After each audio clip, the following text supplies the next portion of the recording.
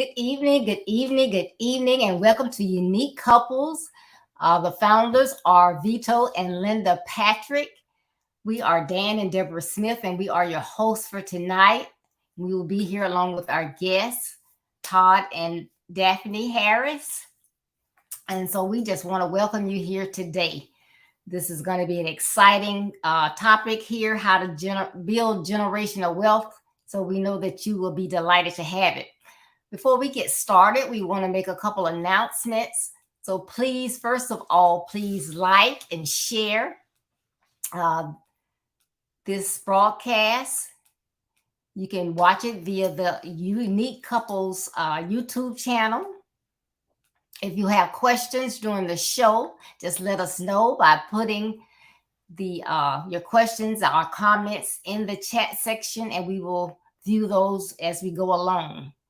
If you would like to connect further with Vito and Linda in the exclusive Unique Couples private group and make your relationship to another level with daily marriage tips and activities to do with your spouse, see the link to connect and join the Unique Couples Marriage Club today. Or you can type in the comments, #club. #club if you want to join with them. Something special is coming up soon. Being Me Conference is for women only singles. Making that first relationship right. Being Me Conference. And that's going to be held on September the 27th at 7:30. And if you're interested in getting more information on that, please put Being Me in the comments. Being Me in the comments. And I will mention this again at the end in case anyone tunes in late. But please make sure you share, comment, and subscribe to this state channel, and as well turn on your notifications so anytime that Linda and Vito go live, you will get that notification. Mm-hmm. And tonight we would like to welcome Todd and Daphene to this Unique Couples. We're so excited to have you here, and we just can't wait to hear it ourselves. So I know the audience is just on the end of their seats waiting. But before we actually get started, we would like to, if you could tell the audience a little bit more about yourself, like how did you meet, when did you get married, where are you from, and what you do for a living. Okay, I'm Daphene Booker Harris. I'm from Memphis, Tennessee, and I'm what you call a serial entrepreneur now that I'm married to Todd Harris. But what I do every day is early childhood education. I am a multiple preschool owner in Memphis, Tennessee, and me and Todario got married in 2016. So we've been married 6 years now. Sometimes it feels like I've been knowing him a lifetime, but we've been married since 2016. And I met Todd in the course of a day, like working day to day. I was inquiring about a child care center, and I was introduced to the owner of the child care center, and she introduced me to Todd. He was the property manager at that time of that particular property. So that's how our friendship started, because we were friends way before we became a couple. So I'm gonna let him tell the rest of the story, but that's how we originally met. Hi everyone. Thank you for having us on this platform. Daphene and I, to continue the story, I was the property manager, leasing agent, and Daphene came into the office one day and she looked like she just had the whole world on her shoulder. And I told her, I pulled her to the side and said, hey, you can't make all the money. Just focus on a few of those dollars and get you some rest, because you look like you're about to just drop. And she looked at me that day and was like, you know, that was a very concerning thing to say. And I was like, well, I see it on you. You look tired. So she said she left, and this is what she told me. She left there that the office that day and began hiring people to hire people onto the child care. And between then and us actually beginning the date, she had gotten behind in the rent, and I called. She thought I was calling to make a collection call, but I was actually calling to give her words of encouragement. So I called and I told her, I said, hey, I know that you're behind. And I told her what I was going to do. I mean, immediately when she answered the phone, she just went off, just going off. And I just let her get it out, you know, and then I just told her, I said, hey, I actually called to give you some words of encouragement. I'm letting you know that I'm going to let the owner of the property know that she should give you at least 2 more months to get caught up. And after 2 months, then I'll begin my process as far as the property manager. Well, in that 2 months, her business completely changed. You know, it changed. It made a positive change. And, you know, she said with that, you know, me believing in her from an outside source, just believing in her, it gave her the motivation to, you know, to try to become friends. And that friendship, you know, evolved and eventually became a marriage. Awesome, awesome, awesome. Wonderful story. I love it. Yeah. All So, right. and my background, I'm a commercial real estate broker. I have been licensed and practicing for 19 years. I actually got licensed originally when I was 18 years old. That was back in 1998. And I had no clue what business was like. So I retired my license, got my degree in real estate, and came back into business in 2004. So I've been actively, you know, in real estate full time since 2004. Right. That's awesome. That's what I like. Young men that know what they want to do, have those goals ready and ready to go and take on the world. Yeah. My first real estate project.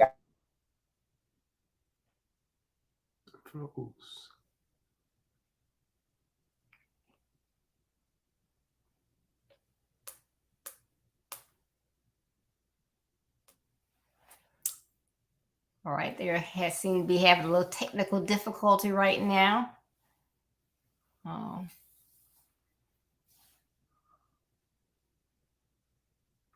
While they are unfreezing, I'll just say again that if you could please like and share, we would appreciate it. Linda and Vito are doing great things, and you are missing out if you're not involved in at least one of the wonderful segments of Unique Couples that they offer.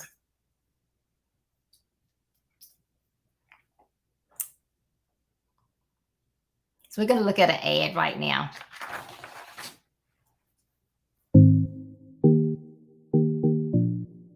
At Wrights Enterprise, our slogan is Dreams on Wheels. Let us customize a trailer to accommodate your business's needs. From clothing and apparel, shoes and accessories, to hair and nails, we are the perfect choice for your mobile business. Contact 646-8464 for more info and follow us on IG at Wrights_Enterprise242.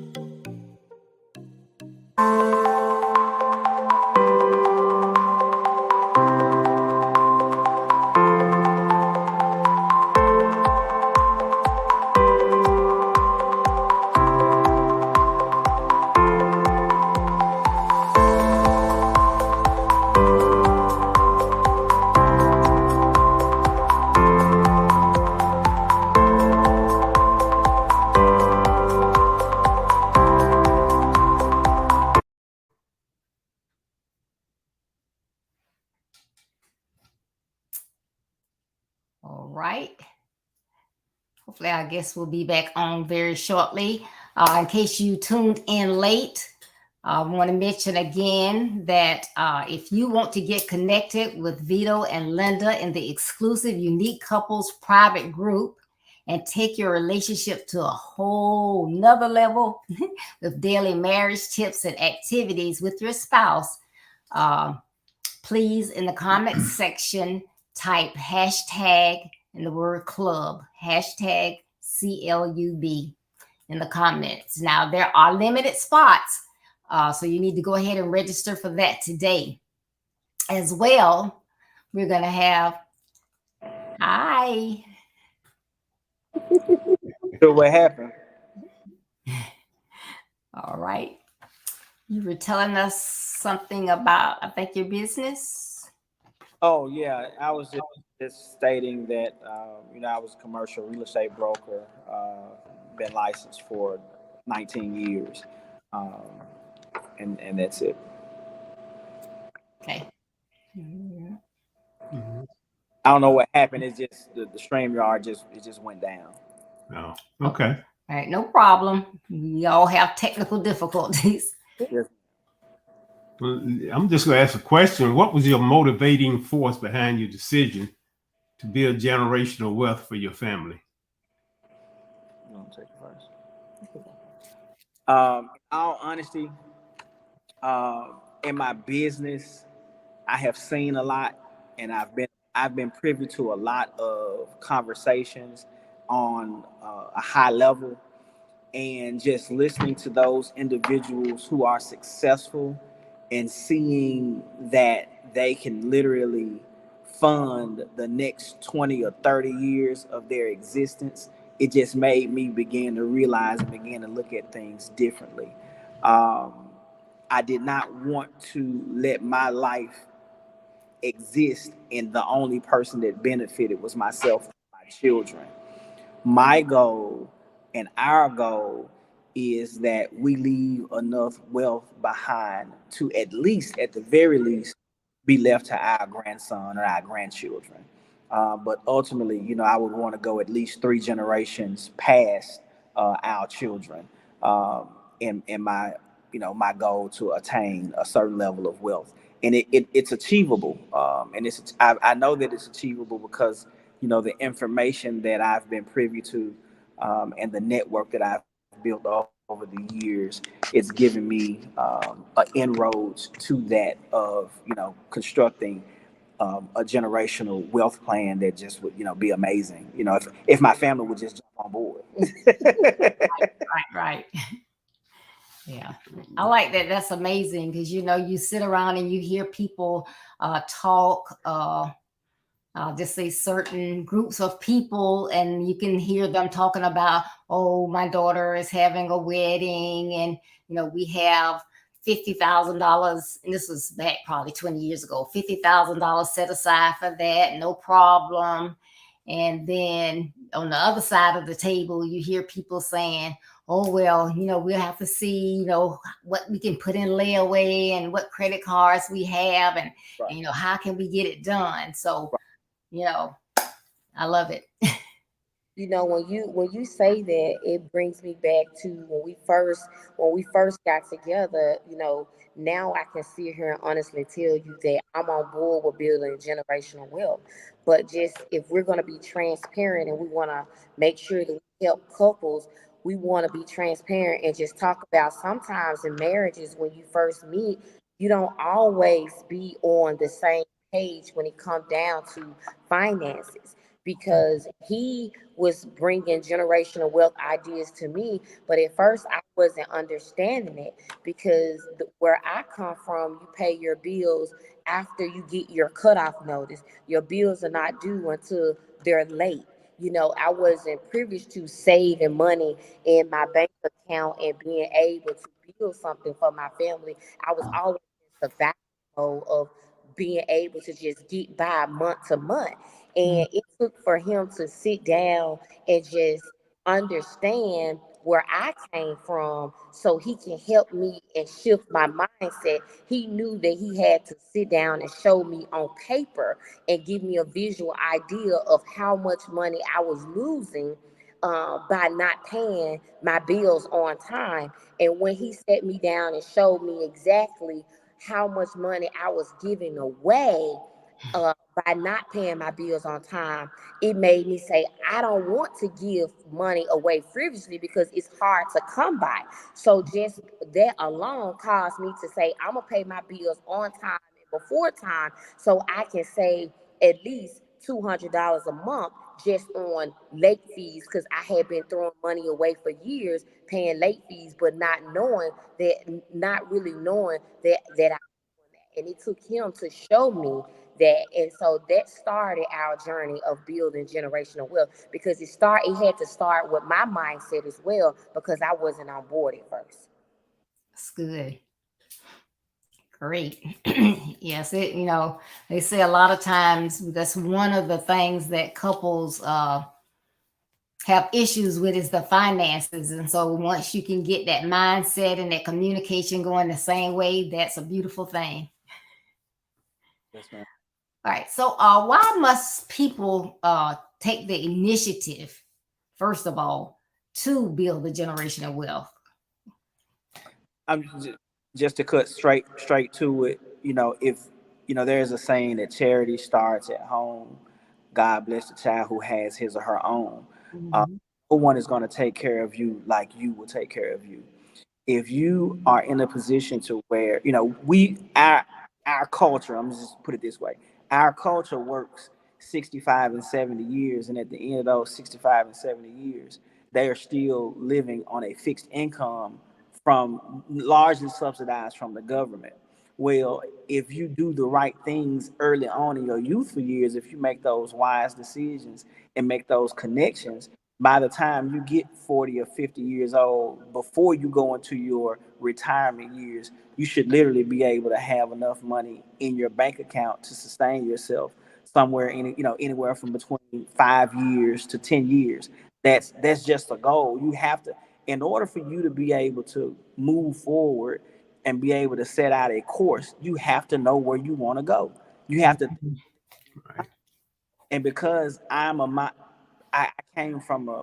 come from an entrepreneurial family, an entrepreneurial background. So the vast majority of the individuals with whom up to whom I look up to, they were entrepreneurs, and they didn't have a retirement plan. They didn't have a 401k. They were their own retirement plan, their own 401k. And in doing so, it just made me realize that rather than spending money looking flashy and trying to impress people who don't like me, I soon as just put that money aside, and my children who may not like me, but they will eventually love and respect me, they'll begin to understand why I live on 30% of my income or 40% of my income. So in doing so, now that our oldest is 26 and our youngest is 12, they understand it. They save their money. They believe in saving their money. They believe in making investments, and they're looking toward those things for their generation that's going to make them wealthy. So if I wasn't around a group of people who believed in saving and planning and budgeting, I wouldn't have gotten it either. Yeah. But more importantly, you're around those people, but you listen, you took that information in, because a lot of people, they may be around, they hear it, but they don't heed it. So Right. So let me share something with you. This may get a little heated, but I just want you to understand this. Parents have the ability to create whatever they want in their child. If you start early enough, whatever you want your child to become, you're going to give them that foundation. Now, whether or not they stay on the course, that's up to them. But there is a book somewhere in a book I read, that you train up a child. that's They, right. so they may go in that direction. They may, but you have to, at the very, have to put it into them. And my parents and my grandparents and my coaches, my uncles and aunts, they put that into me. I had no choice.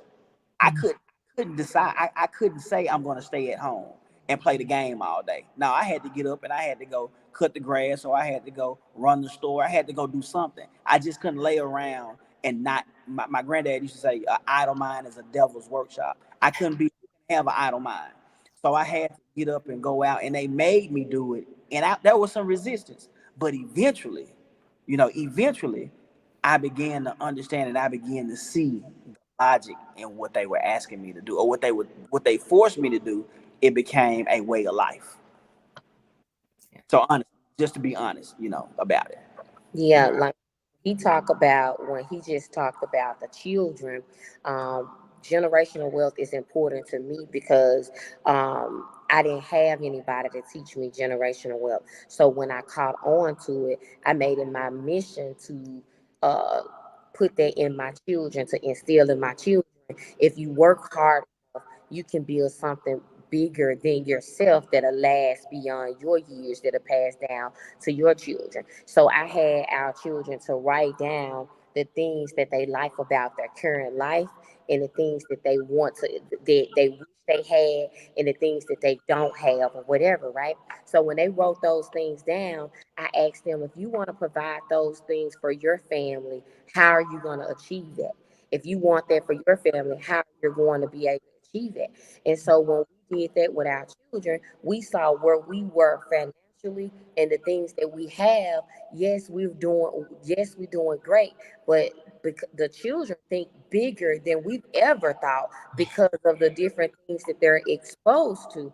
Like 12-year-old, he already have a whole business plan and starting his business because of exposure. So I'm generational wealth for me is so important because my children is learning at an early age how they can improve the lives of their children and children, because we've already improved their lives in some aspect by just exposing them to something that I've never been exposed to.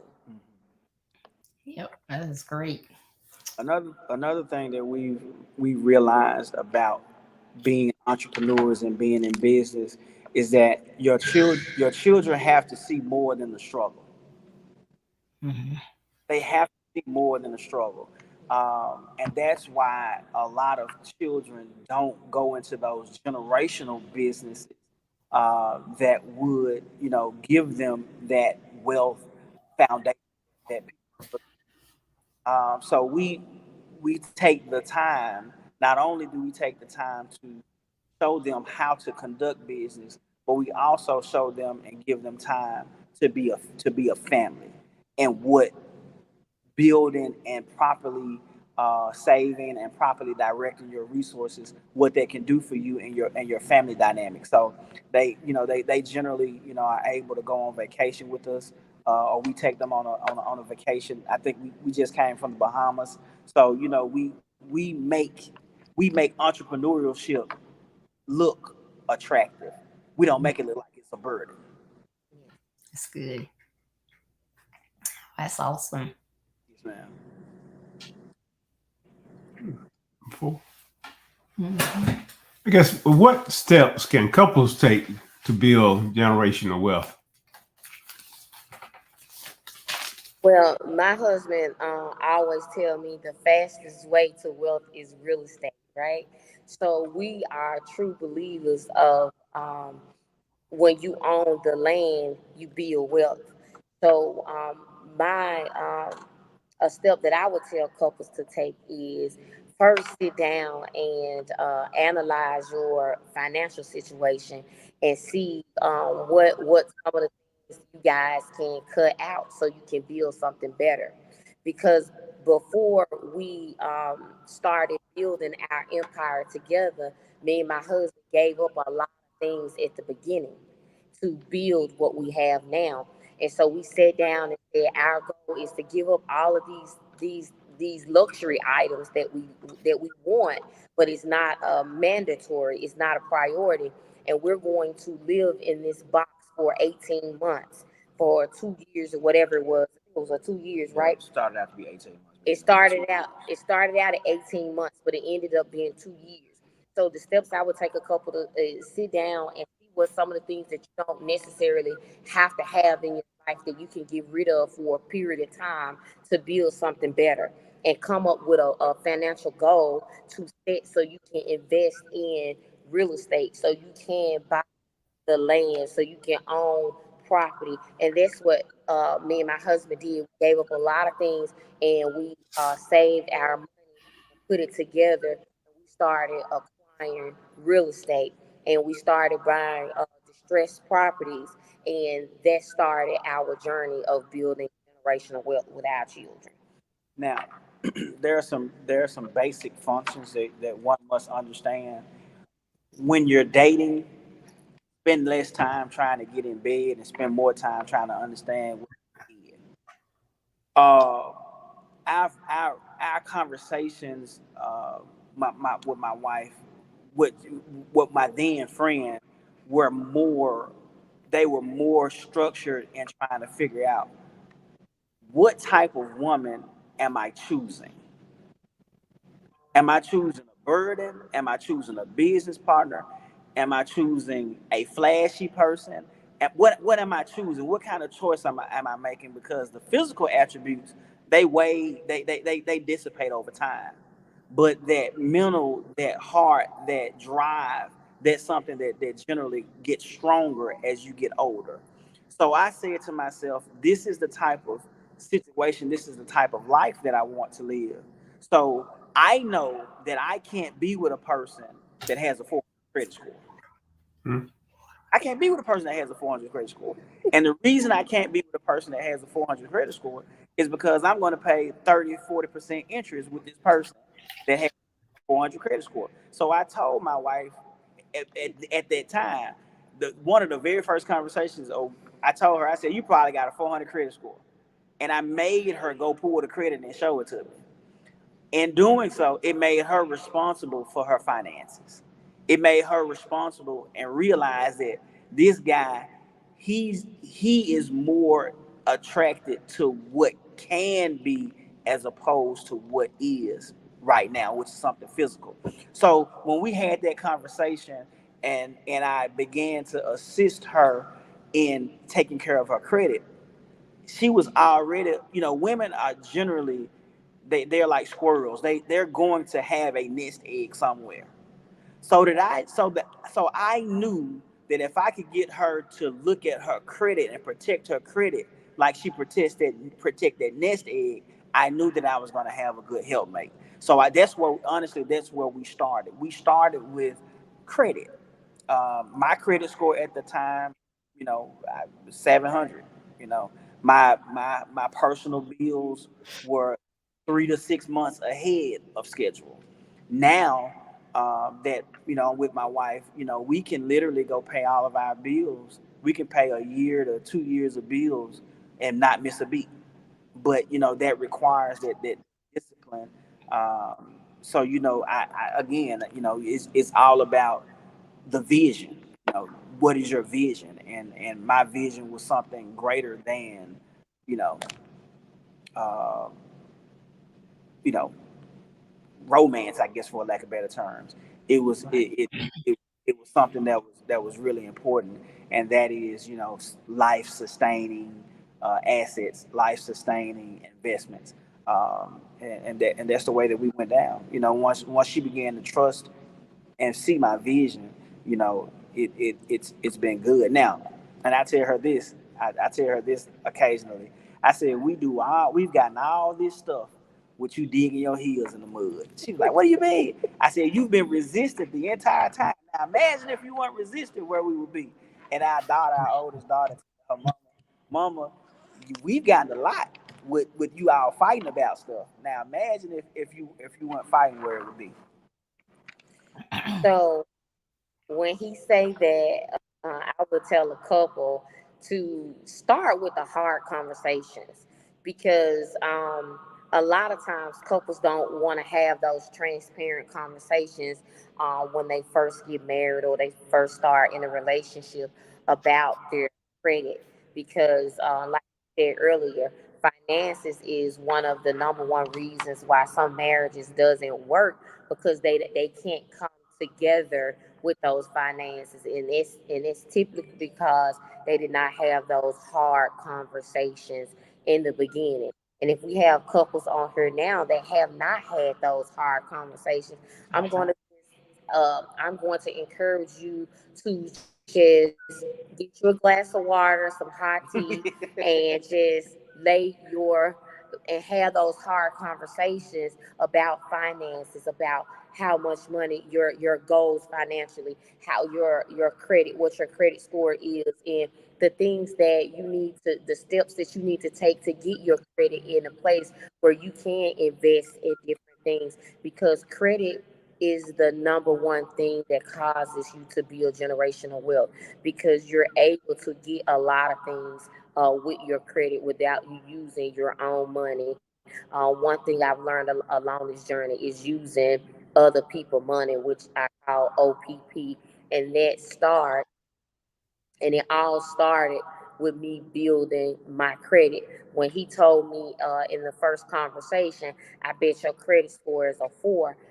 On the inside, he made me feel this small, because I had never had a man say anything to me about my credit and call me to the carpet on it. But I knew when he said you can't be a businesswoman with bad credit, that he had my best interest at heart. So I felt small, but in the back of my mind, I knew that it was the best conversation that I needed to have. So when we had that conversation, it caused me to take the steps to get my credit in order, and it caused me to just deal with some past issues, because in marriage we bring a lot of baggage, we bring a lot of things from the past in our marriage, and a lot of times it's credit, it's financial burden, it's burden from previous relationship that you don't want to really tell your current partner about, because you don't really want to deal with your past. But sometimes in order for you to move forward, you have to reach back and deal with those things from your past in order for you to build the empire and get those things that you're supposed to have. And for me, I had to go back and pay some of those past things from previous marriage in order for me to move forward in my current marriage, and they caused me to have to be transparent. Another step that one could do, and a wealth generating wealth tool, is that of insurance. A lot of the times we look at insurance as mama gone, daddy gone, etc. Well, I don't. I look at insurance as a vehicle to spur generational wealth. What do I mean by that? That's why when you see other cultures, people die, those people are in the ground generally within 3 to 5 days, because there is a financial benefit, there's a financial implication that's there. Now, death is something that is unavoidable for us all. It's unavoidable for us. So we have to begin to get some benefit out of death. And that benefit is that of insurance. So my children, when I pass, they're gonna be okay. They're not gonna be upset. They gonna be upset for a moment. For a moment, they're gonna be upset. But when that check comes, when that check drops, they're gonna say, okay, Dad was thinking about us. That's right. I hear you. I'm just being real. So that's something, and I learned that. I learned that from so I learned that from a wealthy family here in Memphis, whose daughter is a well-known actress, and my grandma worked for their family. So I learned the benefits, and I began to understand insurance from them. So so that's a step that a person can take, is making sure that you're properly insured, so that at death there is some type of financial benefit. I'm not gonna say I over insure, but I have insurance is something that you cannot afford not to have, because things happen, and when you have the proper insurances in place, it's just going to give you a large sum of money that you otherwise wouldn't have. And because you have that large capital injection, that large sum of money at that time, you can make amazing investments with the funds that you get. So that's one of the things that our children, my wife, that we began to dive into. We also play games. We play games. We play Monopoly. I taught my children about real estate playing Monopoly. Now, my 12-year-old, you have a conversation with him, you ask him something about property, he gonna tell you, I never sell my property. I'm never sell my property. Once I get it, it's mine. And it's gonna be my children. It's gonna be their children. So, now that I got them understanding that once you get control of the real estate, you keep it. Now I got to show them how to keep it in the form of trust and things of that nature. So, so it's just a learning process. Okay. Hopefully. Question, going back a little bit and talking about the bills and the credit scores and all of that. And I know we tend to want the male to a lot of times take care of all the finances or whatever. However, if they're not the ones that's best at doing that, they may forget or for whatever reason. And I know my opinion, so I'm just asking your opinion. Right. There's nothing wrong with that. You talking about it, and well, baby, I think you'd be better handling all of that, so you do it. Right. You put the finances in the control of the individual that has the best vision. What do I look like? What does my wife look like trying to build a property, build a house, when she doesn't know what a hammer is? Mm-hmm. So you have to put the tools in the hands of the person that knows how to utilize those tools. I'm the financial planner. I'm the strategist. So that's what I'm in control of our destiny where the strategy is concerned, what type of investments are made. Whereas my wife is the saver. She's the person that's going to, when the money comes in, she's going to issue it out to where we're only living off of a certain percentage of it. And with that being said, so that's why she is in control of how the money is spent. I get the money. She controls how it's spent and where it's directed. So, that's just something that works for us, Right. and it works for us because it does two things. It makes both of us responsible for the destiny of our family. It doesn't leave it on the shoulders of one person. That's right. I told her that and I told our oldest son this. When you get married, there's two pregnancies. There's the physical pregnancy of the woman, and then there's the responsible pregnancy of the man. That man should be pregnant with the thoughts and the responsibility of having to provide for those two individuals, or however many people are produced from their conception. But you have to understand that just like she is pregnant with the life, you are pregnant with the responsibility of providing and preserving that life. That's good. When he talked about the finances, I'm the one who understands that I like to see the money. I like to look at it. I like to know. I like security, right? So by him knowing that I'm like that, he say, well, you're responsible for making sure that we save money. So it's my responsibility to, save. I say, hey, when he makes investment to the profit, I say, can I get on your calendar because we need to have a meeting because we made XYZ. And so now that means a certain amount of that money needs to go in our savings. And so it's my responsibility to call out when I see, hey, we've made this investment. It's time for us to make a deposit in our savings account. And so I like that better for me because it makes me have financial. It makes me feel secure in the marriage, knowing exactly where we're going and how we're going to get there. And I know if anything happens, we're able to take care of it. And I like that, the security in our marriage. And I know for some women, a lot of women, all they want to know in marriages sometimes is that they're secure. They want to know that they're secure financially. And if anything happens, that they will be fine.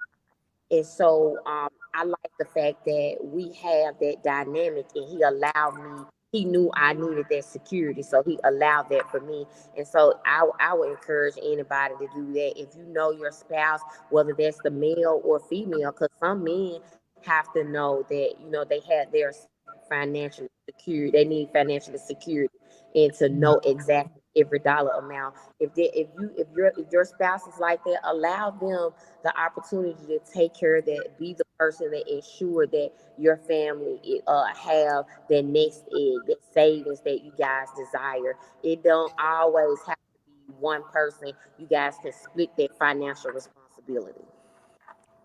We don't. One thing as a couple that we don't believe in. We don't believe in separate accounts. We don't believe in that.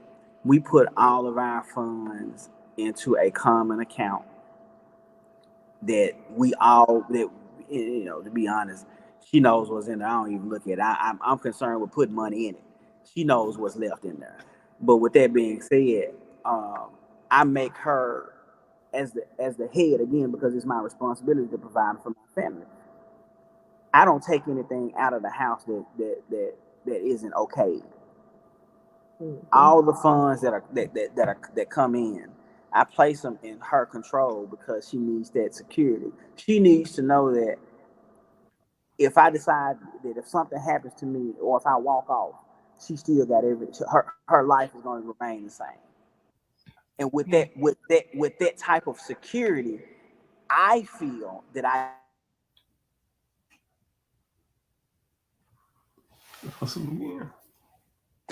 with that type of security, I feel that I get the best love that I can get from her by giving her that type of security. So we don't have separate bank accounts. We have separate business accounts, but we don't have separate personal bank accounts. And the reason we have separate business accounts is because she's a female. She's a female. And because she's an African-American female, there are going to be things that opportunities for her to attain a certain level of wealth and get certain contracts because she's a female, a minority, that if I was the lead on it, we would automatically be disqualified from that type of contract or that type of business. So we're strategic where our business is concerned. So our businesses operate a little differently than our personal life. Okay. And that's something that you know, you have to understand. But if you don't have these conversations and be open and honest about and transparent about what you're looking for, you know, you'll just think somebody's just trying to run and hide some money, and I'm really not concerned with that. Right. Exactly right. Yeah, I understand you're talking about the business account separate for being a black female. Because I noticed my middle son, he has his business. He retired from GSO. He has his business. He had a trucking business. Mm-hmm. She's in the daycare, mm-hmm. and now she just got the certification to have K through 12th grade. Mm-hmm. And so they got this separate, but that's, you know, you're so correct on that, because there's opportunity that she gets that by him would have been over it, she wouldn't have got it. That's now I'm about to really blow your mind with this one. We know a couple, the same situation. The man owns and operates a trucking company. The wife owns and operates a childcare. So the advice that I gave them is to switch it up. And they were looking at me like, what do you mean? I said, she should be the owner of the trucking company, and you should be the owner of the childcare, because you're a minority in childcare. She's a minority in trucking. When I told them that, it just like, you know, because at that point, they began to understand how each of them benefits the other. So, you know, it's you have to know the industry that you're in and where you are considered a minority and where there's some benefit. You kind of, you know, and that's the reason. Like I said, that's the only reason businesses are separate, is because I know, and she's grown to know, that there are certain industries that she would excel in there are certain industries that I would excel in, and if we flip them, it'll just take it to a completely different level. I totally agree with you because my godson, him and his wife, he's in financial, and she was in there with him. So when he started his trucking business for her in her daddy's name, a bunch of opportunities came. Yeah. And I understand exactly what you're saying there. So it's about again, it's just about being strategic about how you're going to approach life and how you're going to sustain yourself while we on this spinning rock. All right. Well, we had asked you to give us some steps that couples can take, but now we want you to give us some advice that you would give to these families about generational wealth. Did we cover the steps in depth? We did. Okay. I just want to make sure. The advice that I would give, like one of those steps, just making sure that you begin to look into insurance and understanding how insurance benefit you. Begin to look at how you would structure.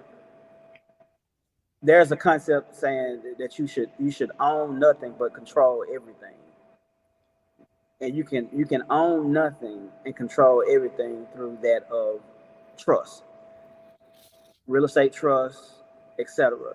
So if you look into and understand how trust can benefit you and your family, what generational wealth is concerned, then those are some two key advice or two key strategies or that I would give for an individual who's looking to grow their influence where generational wealth is concerned. Another thing that I would also state to that individual is try to get family members in key positions in government. Try to get family members in key positions in government. Try to get family members in key positions on powerful nonprofit boards. Try to get family members in key positions on, just key positions that kind of influence the life sustainability of large groups of people. One of our children has a passion for government, so we are trying to get that child to become involved in government, because that child will be able to influence, because of his mindset, he'll be able to influence and be able to assist his family because of his position. So and there's nothing wrong with that.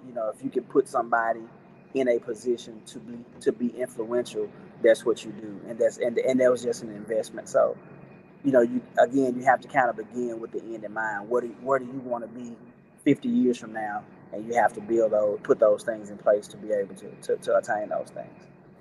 One big advice that I would give on building generational wealth is, when you start thinking about building generational wealth and you start, don't make it one-sided. Don't make it all about you. Don't make it about one person. Make sure that whatever your vision is, you sit down and you convey that vision to your mate. And not only convey your vision to their mate, look at your vision and see where your mate fit in that vision. Because building generational wealth, the only way that is going to be obtained is you have to be on the same wavelength. You have to be on the same page.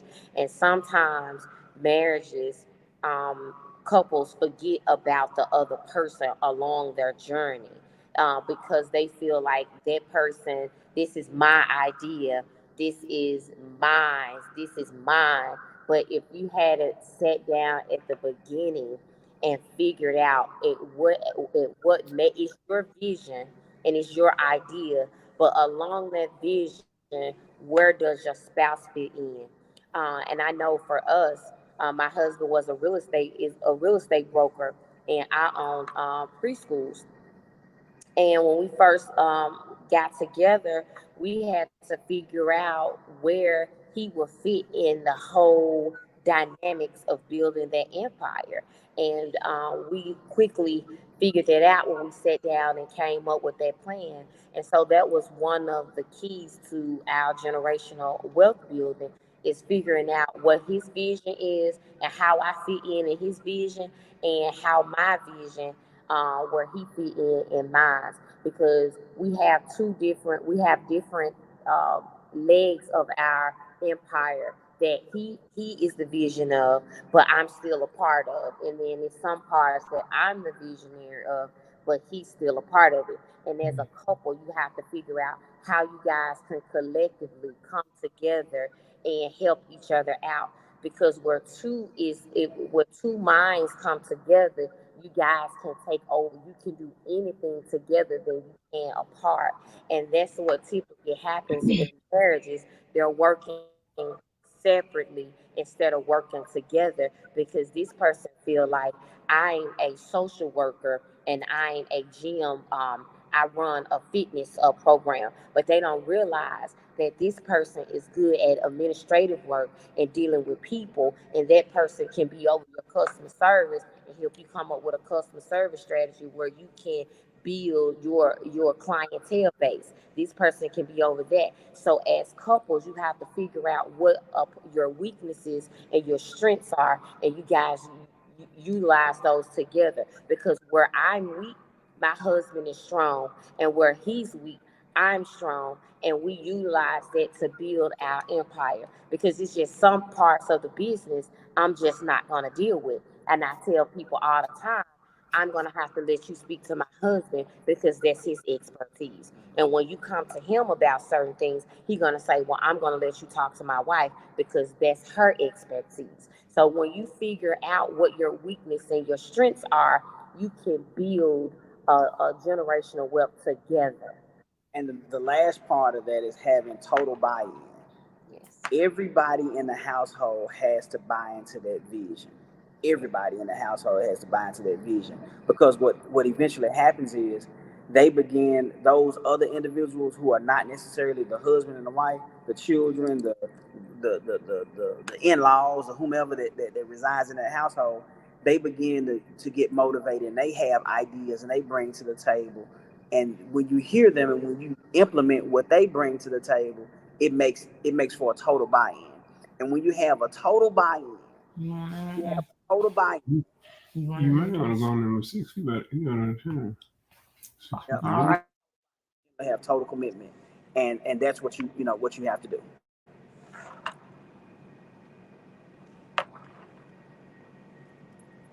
This has been awesome, awesome, awesome.